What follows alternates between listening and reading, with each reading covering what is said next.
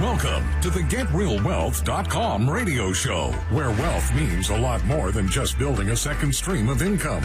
Listen and learn how 70% of the millionaires in America used real estate to create a lifestyle that most people only dream about. A lifestyle that includes good health, family, romance, travel, charity, and all the other parts of a balanced life. Now, here is your host, real estate investor and mentor, Steve Davis. Good afternoon and welcome to the show. I'm your host, Steve Davis. And as always, we're here talking about and talking to people who have bigger dreams. They want more out of life. There are a group of people, and I would have argued this when I was young. When I was 15, 16, I knew I wanted to be a millionaire. And I literally thought, it never even crossed my mind that other people didn't want to do that as well. I thought that was the goal, that we all had, was to be financially independent, to be millionaires.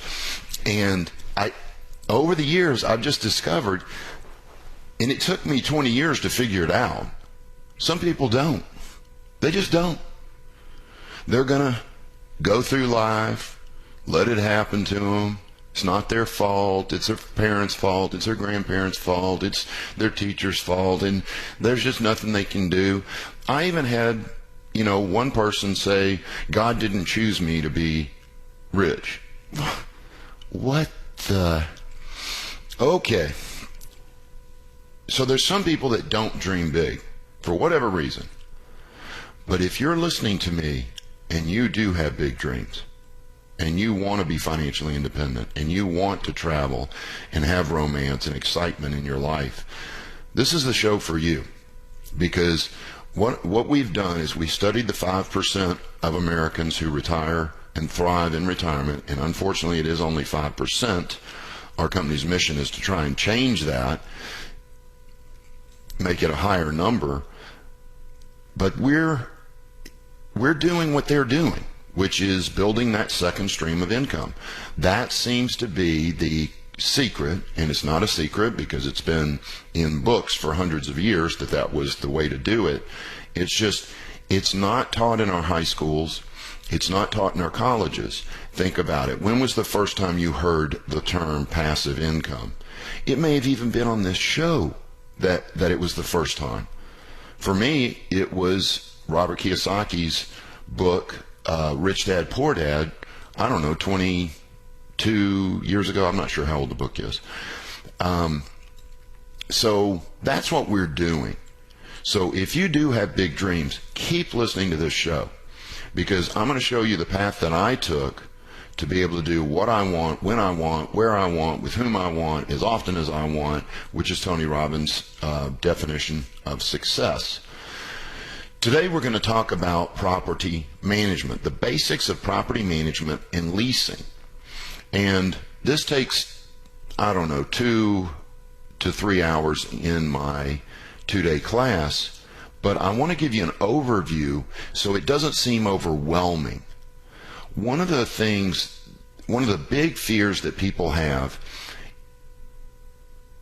is the fear that property management consumes a lot of time.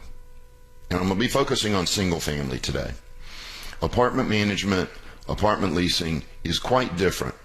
Remember, I say this all the time, do not think that because you ran 20 houses correctly that you can run a 20-unit apartment. They're totally different.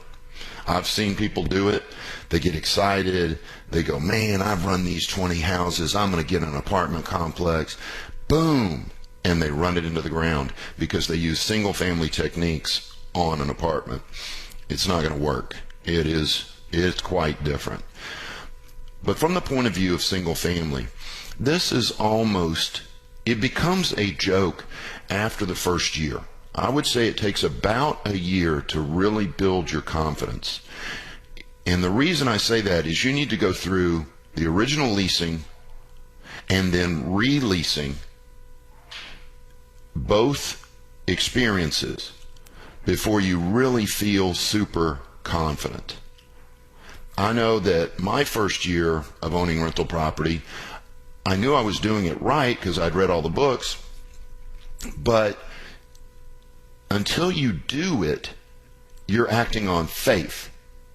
Then when you do it, and you've got your own past experience, then faith turns into belief. And I believed at the end of that first year when I released all those houses, I was like, man, this is just not that difficult. Because remember, what was my big fear? You know, I was working 60, 70 hours a week when I was in corporate America and almost lost my wife as a result. So I was afraid to buy rental property. I was wholesaling and flipping. And it was hard for me to buy rental property because I kept going, man, what if this consumes a bunch of time and I end up losing my wife and working 70 hours a week, blah, blah, blah. So that was one of my core fears as well. But if you do this and you follow the best practices that are taught in my 2-day class and other 2-day classes, just take one. Get one out of the way, because your confidence level will go through the roof. Then your confidence level will get a little zap when you actually do it, because you realize you're just talking theory until you do it. So anyway, let's talk a little bit about leasing. Leasing is probably one of the funniest things you'll ever do, because I like people, literally everybody. I'm the type person that I can meet somebody and 15 minutes later I feel like they're my best friend. You know, there's probably some flaw to that. It's probably not the perfect way, but for me that's just the way that I have adapted.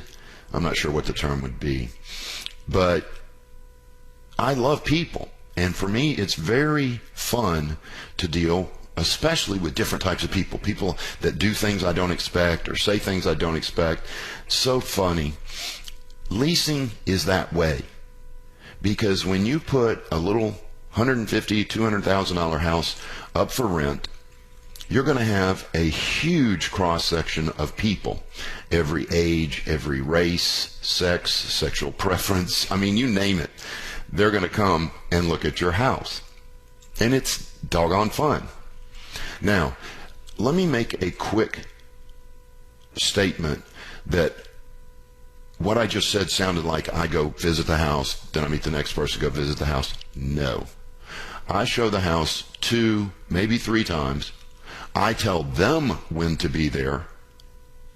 So let's say that my ad goes in on a Monday and I start getting calls on a Monday. Then I'm going to show it Thursday evening and Saturday morning. Pick one. I'm not going to meet you there. You can show up or not. It's not like what people think, that you're constantly going to show property.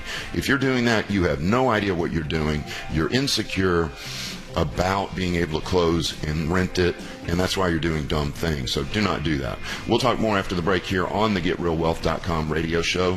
I'm your host, Steve Davis. Thanks for listening.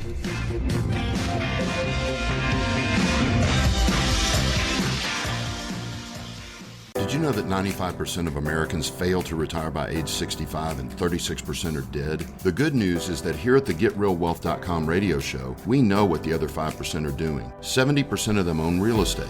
We are a mentoring group for new and experienced real estate investors. We will show you how to build a second stream of income that will allow you to retire at any age. I will be explaining this at a free 2-hour introductory workshop this month. If you would like to attend, please go to GetRealWealth.com. That's GetRealWealth.com.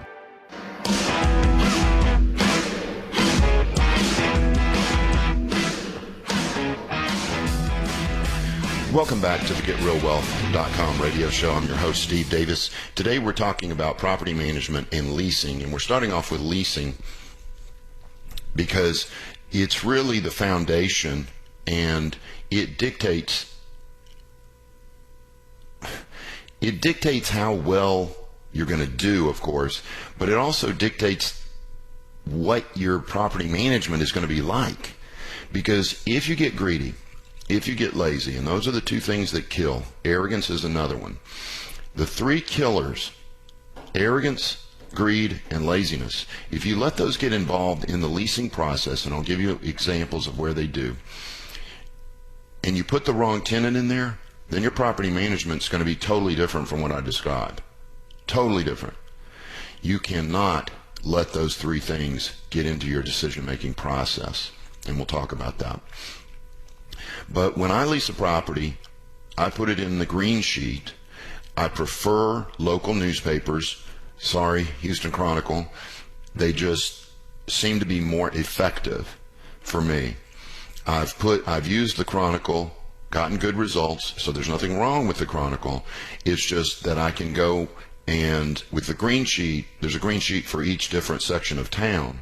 I put my ad just in the section of town where I'm leasing, and I get really good prospects. So, and a sign in the front yard. And it's so hard for me to gauge this because I did not keep good records. But I'm going to say that it's somewhere between 50 and 60 leaning towards the green sheet. In other words, I got more green sheet people to lease than I did from the sign, but not much more. So, and by the way, get a good sign. Don't just use the for rent that you pick up at Home Depot. Go to Fast Signs, or there's places online you can order them even less expensively, I believe, and get a nice for rent sign with your phone number, and that's really all you need. If you have a company name, put it on there, company logo and so on. Make it as nice as you possibly can. But please, I just recommend not using those really cheap ones that they sell at Home Depot or Lowe's.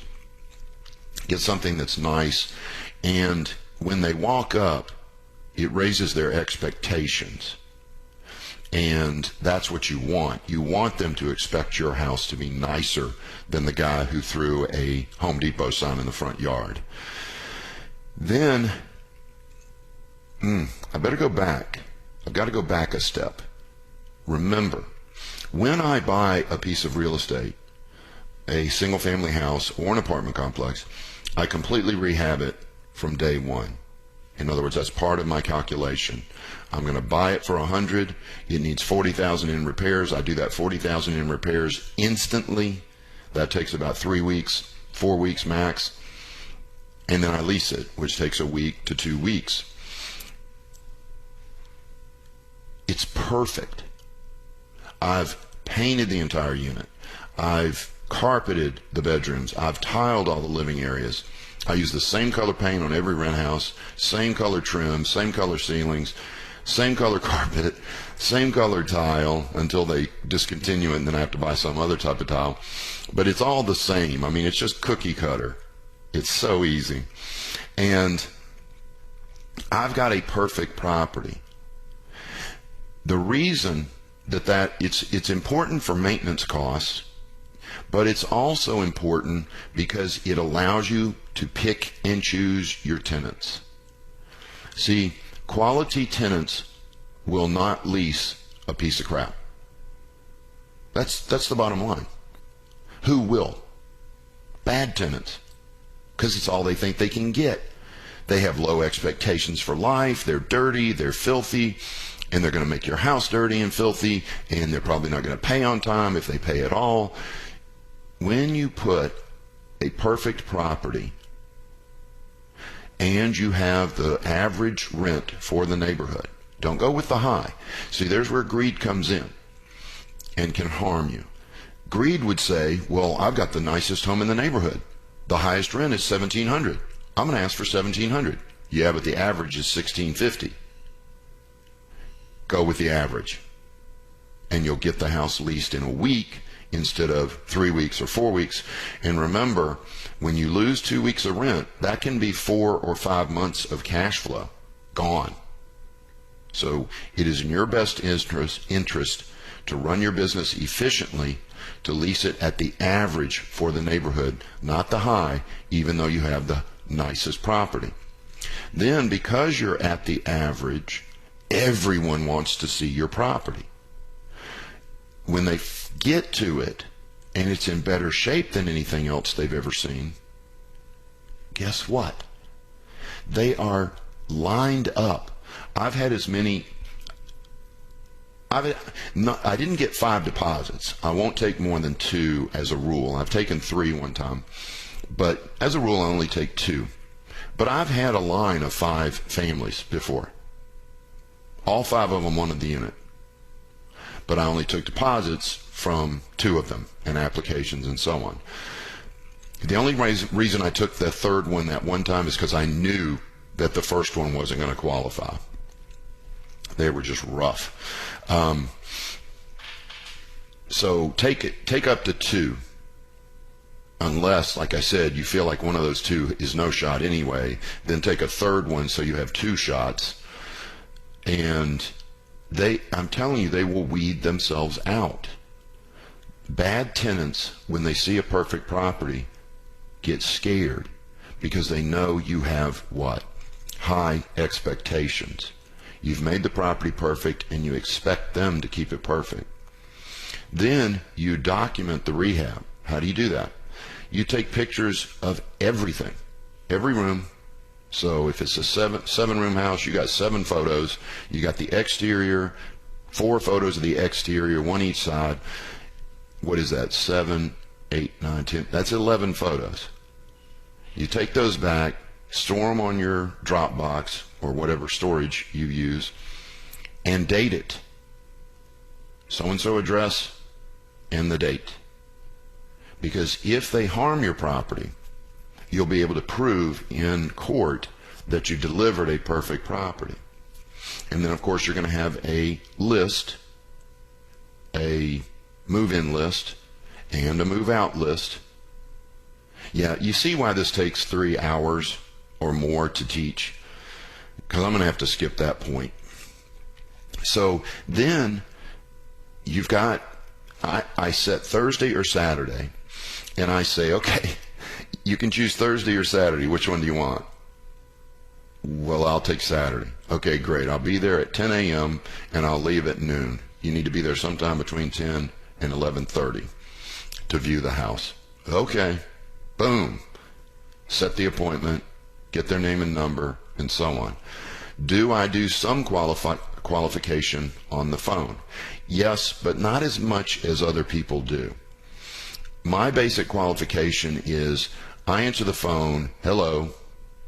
They say, yeah, I'm calling about your house in the green sheet, the 322 at West Green and I-10.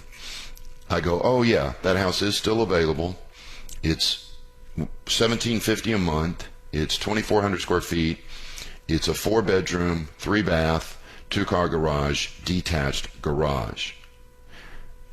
Does that fit your budget? And is that home big enough for you and your family?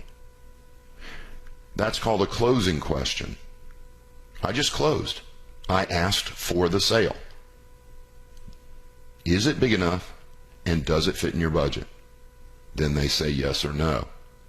At that point, I don't do much more than ask them where they work and where they live now to find out if they're in an apartment or if they're in a single-family house, what type of rental references I'm going to get, and what their income is to verify that they make 3 times the rent. Now, there's a huge number of people that are going with 2.5 times the rent. I suggest 3 times. It really, because the 2.5 works, but when they do that, they're forgetting about taxes. You know, when a person makes $6,000 a month, they don't bring home $6,000 a month. They bring home $4,800 or $4,500. So that's why I always like 3 times versus the 2.5 times. So then I set the appointment to have them come and look. Why do I do it on Thursday and Saturday? There's really no reason for picking those 2 days other than one's a weekend and one's a weeknight. So I get both people. People who are busy on the weekends can come on Thursday night. People who are busy on Thursday night can come on the weekends. Not much to that. But I also do not drive out there every time somebody calls me. No, you've got 2 choices. It's going to lease one of those days. If you don't show up, you're not going to get it. That's the attitude. then I'll set 20 appointments. 10 of them won't show. 5 of them will be late. 5 of them will show on time. 3 or 4 or 5 will show on time. And 1 or 2 of them want it. So there's your numbers. You need about 20 phone calls. About 20 appointments. Because some of the phone calls were, no, that's too expensive for me, or no, that's not big enough house, or they don't have the income, or whatever. So you probably need 30 phone calls, 20 appointments, 5 to 10 shows, and 2 of them will want it. And those are the 2 that you go do the research on. And I always lease to the first person that qualifies. That's how I determine who's going to get it. First person that qualifies gets it. It's that simple. Then, of course, there's laws. You've got to have a specific leasing policy, a specific qualification policy. There's all kinds of little policies you have to have in place. Again, that's why this takes 3 hours to teach. But they're not difficult. They're not difficult. Okay, we got to go to break. This is the GetRealWealth.com radio show. I'm your host, Steve Davis. If you've got a question about property management, why don't you give me a call at 281-558-5738, 281-558-KSEV. You're listening to AM 700, the voice of Texas. Thanks for listening. 70% of the millionaires in America used real estate as their main investment vehicle. Listen to the GetRealWealth.com radio show to find out how you can do it too. Monday through Friday at 2 p.m. right here on AM 700 KSEV, the voice of Texas.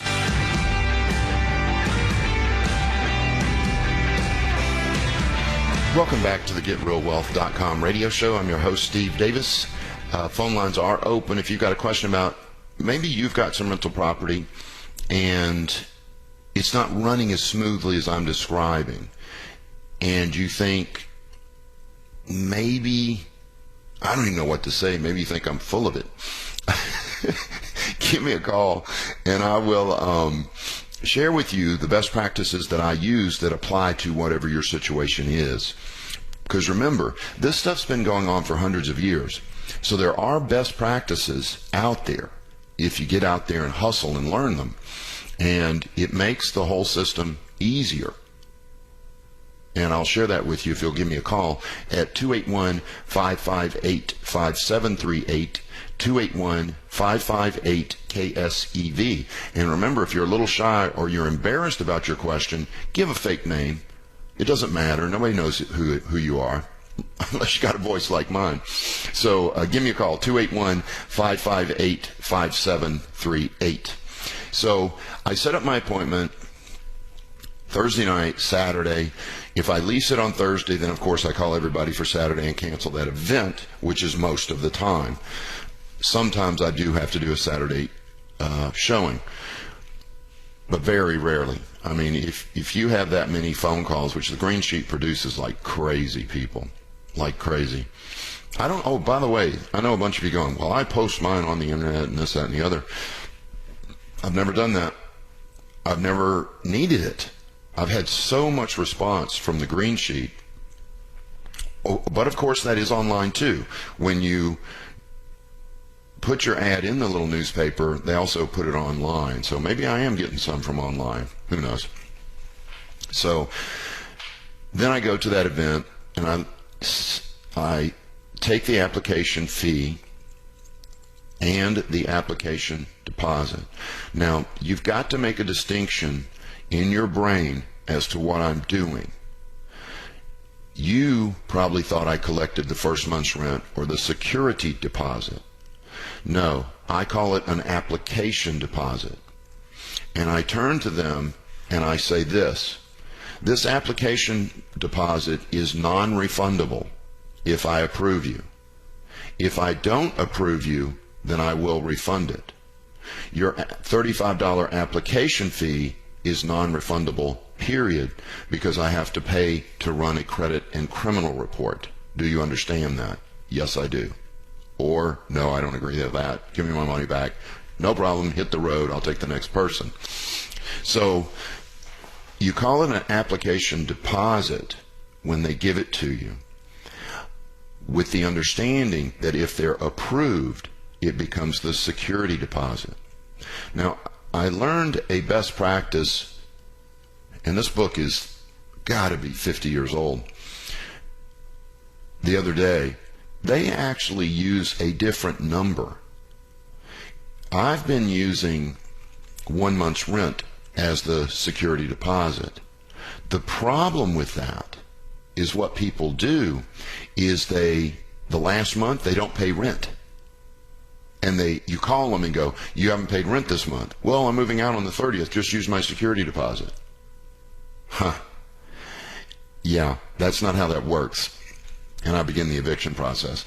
But this book was describing that if the rent is $1,500, charge a $1,700 security deposit, and you don't have that confusion, and you don't have people saying dumb stuff like that to you. And I have to say, I'm going to start doing that because that makes sense to me. I can see why people would not start to think that was the last month's rent, because it's not. And by the way, if anybody does that to you, begin the eviction process immediately. Immediately. That last month is crucial. Rent is due on the 1st, late on the 2nd. We start charging late fees on the 4th, and that's the day the 3-day eviction notice should be put on their door or handed to them. And start the eviction process. Because if they don't plan on paying that last month's rent, they are bad people, and they may have damaged the property, and you're going to be left with no security deposit because it was the last month's rent. Does that make sense? So first, make that distinction between the application deposit and the fact that it turns into the security deposit once they're approved and is non-refundable. If they back out, they don't get that money back because you're taking the property off the market. But make sure you're clear as you're taking the application that that's what's happening. Then I sit down, I've approved somebody, I say, we need to sit down and sign the lease. I generally try to do that within about 72 hours of the approval. I don't wait until they're going to move in. Let's say that it's the 15th and they're not moving until the 1st. I'm going to try to sign that lease on the 18th, 19th, 20th. Get it done.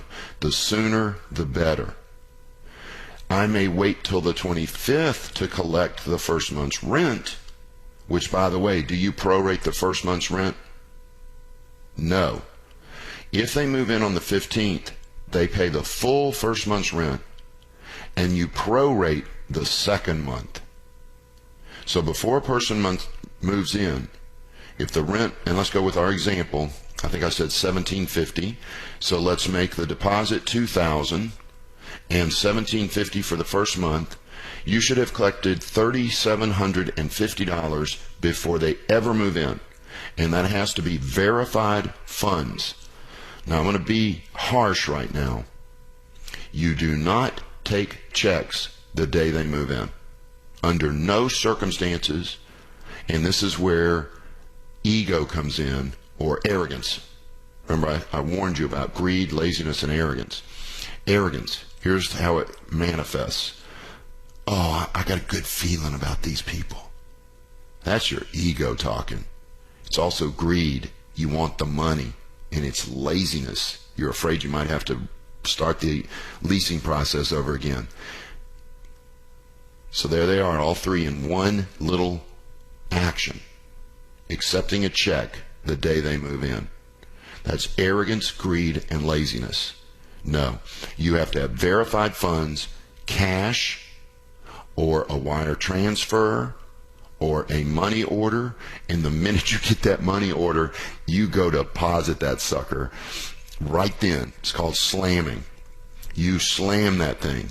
If it's drawn off of Chase, you drive to Chase and get the cash right then. If it's a check, you drive to Chase and get the cash right then. You slam that check and get that money into your bank account. Don't ever let anybody move in without the full deposit and the full first month's rent. Okay, now let's step back a little bit. It's time to sign the lease. There are three things that you're going to make them, of course, sign in all the normal spots. They initial every single page and sign on the final page. But there's three spots where I have them initial extra. And those three spots are when rent is due. When you get to that paragraph with them, you read it aloud. Rent is due on the 1st, late on the 2nd, late fees start on the 4th, and I begin eviction on the 4th. Do you understand that? Yes, I do. Please initial next to this. And I make them initial it. Not only do I review it with them, I make them look at it and initial it. Then the trip charge. It's $50. You call me for a broken light bulb, you call me for a clogged toilet, it's sure I'll come out there for $50 and the cost of the repair. So, because the next one that they initial is that there is a $250 deductible on any repairs that they owe. And guess what? Do you know that 70 to 80% of your repairs are always less than $250? Then the balance of the repairs are generally the tenant's fault, which means they have to pay for that. See, people run around going, oh, the maintenance costs, the maintenance costs, the maintenance costs. Then I'll sit down with them and analyze their maintenance costs.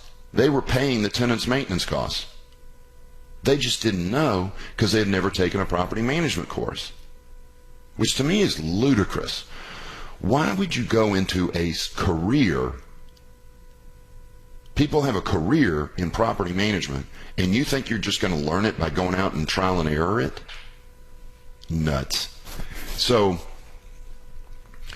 then I've had them initial those three spots, initial the bottom of every page, and sign the last page. I then run them a copy and hand it to them in a nice manila envelope, and we're done. I then hand them the keys. Remember, I've collected the deposit, slammed it, and I've collected the first month's rent, slammed it, and then they get the keys. And one more time, if they move in on the 15th, do you prorate the first month's rent? No. The first month's rent, no matter what day of the month they move in, is the full month's rent, and you prorate the second month based on when they move in the first month. Now, some of you are going, man, you are a bear to lease from. Exactly. Remember my story. If you're a jerk up front and nice later, people will always go, man, he sure turned out to be a nice guy. I thought he was a jerk at first. Okay? Try the opposite. Try being nice first and then being a jerk later. You know what they're going to say? This guy's a liar. He pretended to be a nice guy, but he turned out to be a jerk. Same thing, but one gives you a completely different result. You always want to be harsh up front, but once they move in, man, you want to be the sweetest thing in the world and take care of those tenants, because it's now all about tenant retention. Okay, we'll talk more after the break here on the GetRealWealth.com radio show. I'm your host, Steve Davis. You're listening to AM 700 KSEV, the voice of Texas. Thanks for listening. Did you know that 70% of the millionaires in America used real estate as their main investment vehicle? You can and should have some real estate in your portfolio. This is Steve Davis, host of the GetRealWealth.com radio show. Starting with bad credit and no money at age 27, I began investing in real estate. By 30, I was retired. I will be explaining this at a free 2-hour introductory workshop this month. If you would like to attend, go to GetRealWealth.com. That's GetRealWealth.com. Thank you for listening.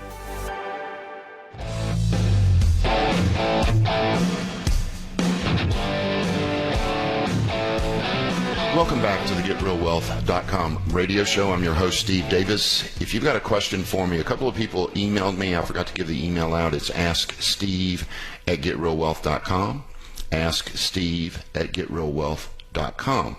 This first question comes from Anonymous. Let me delete this one. Give me 1 second. It is, let me find it. There it is. Comes from an anonymous listener. He says, they're in the process of selling 2 single-family properties. I'm wondering if I need to be too concerned about this coronavirus issue. I don't think you need to be too concerned, the way you phrased it. Do I think it may take you a little longer to sell it? Probably. People are ludicrous. They overreact. And a lot of it has to do with the media's, what I'm going to have to say, incompetent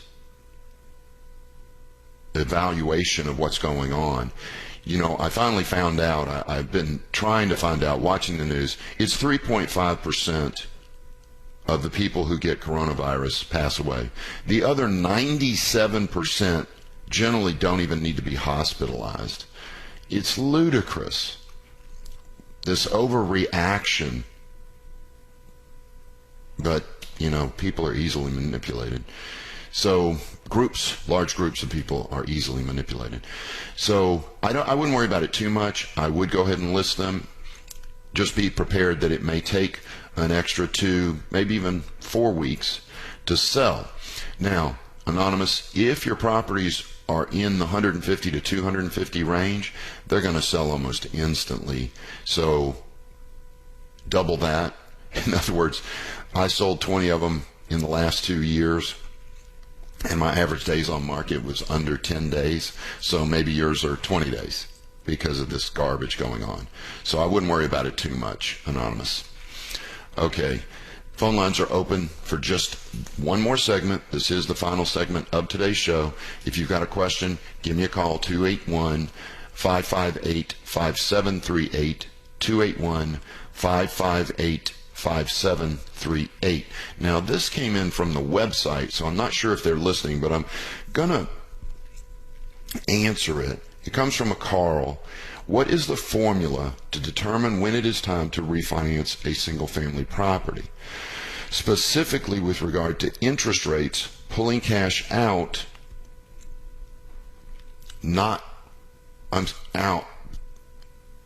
pulling cash out versus not cashing out, and improving cash flow.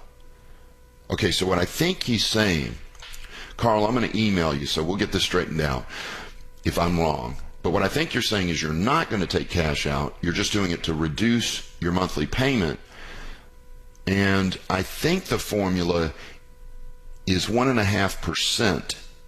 You have to drop your interest rate 1.5% or 2%. It may be 2%. But this is easy for you to figure out, Carl. All you do is look at your closing costs. And let's say it's 1 point.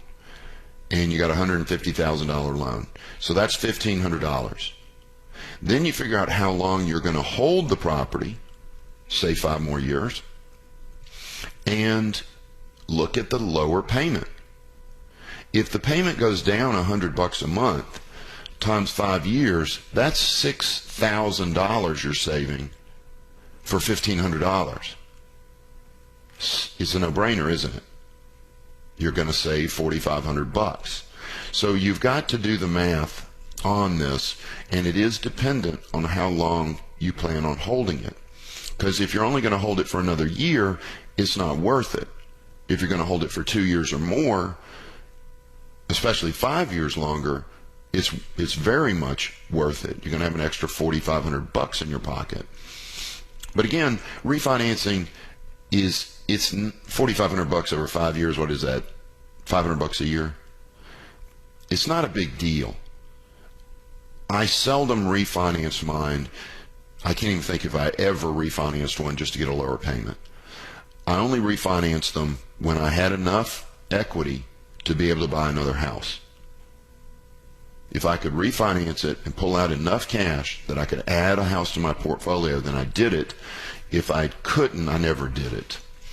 Okay, let's go to the phone lines now. Talk to Robert in Houston. Robert, thanks a lot for calling in. How are you today?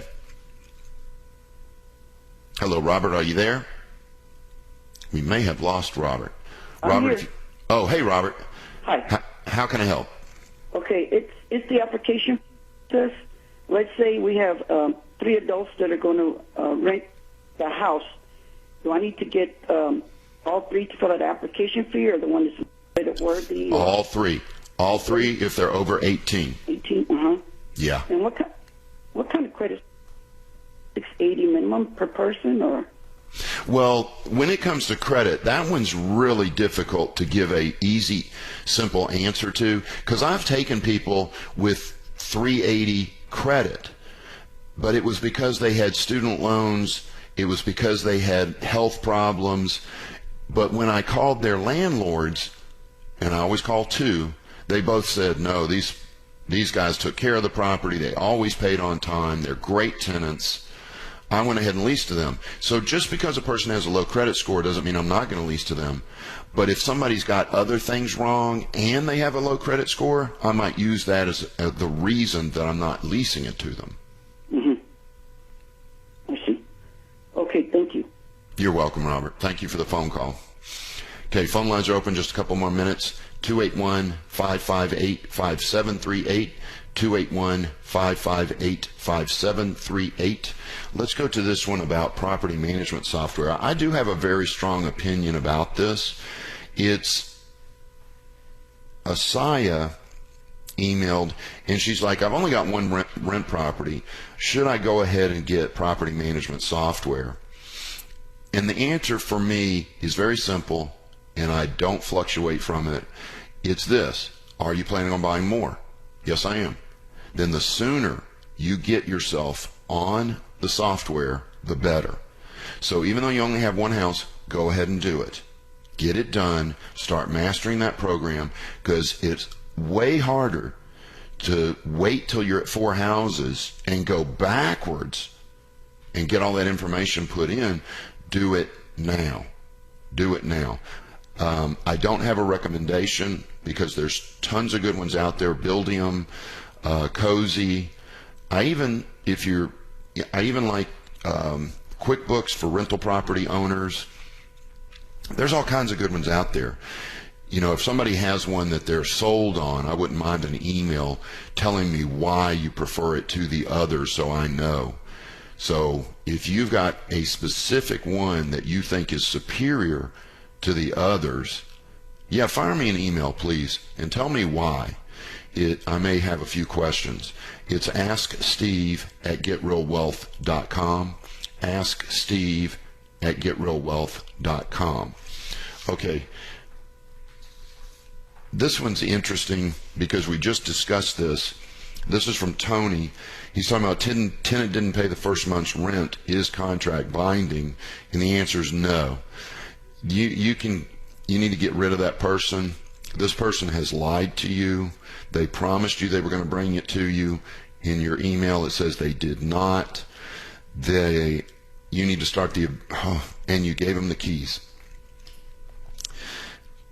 We now know you don't ever do that until you have the cash in your hand.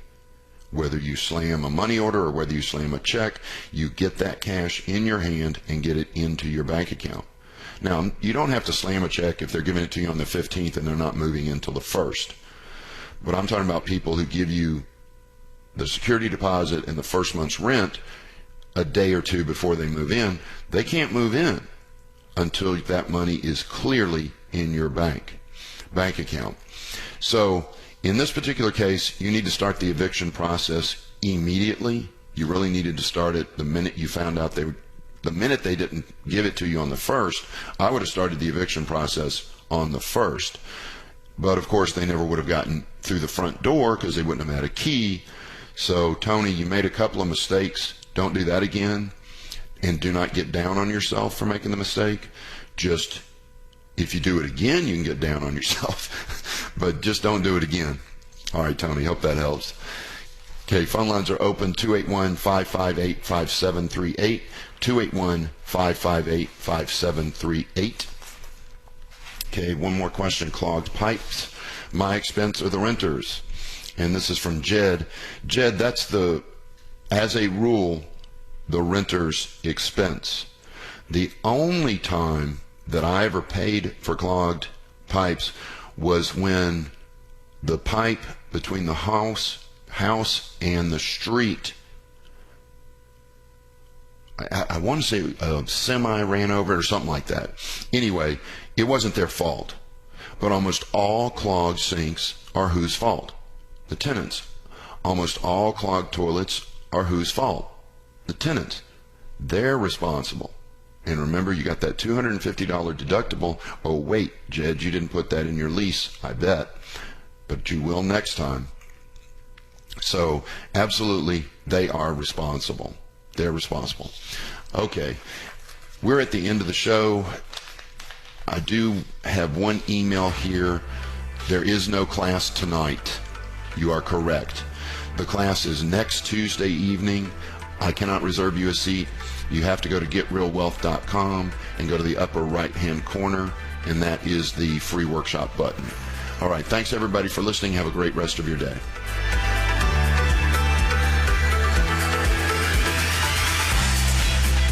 This has been the GetRealWealth.com radio show. Please remember that this show is for entertainment purposes only and should not be construed as legal, tax, or investing advice. Always get a professional opinion before making any investment decision. To find out about the mentoring and consulting at Real Wealth Academy, visit GetRealWealth.com and attend one of our free introductory workshops on real estate investing. That's GetRealWealth.com. Thanks for listening and have a great rest of your day.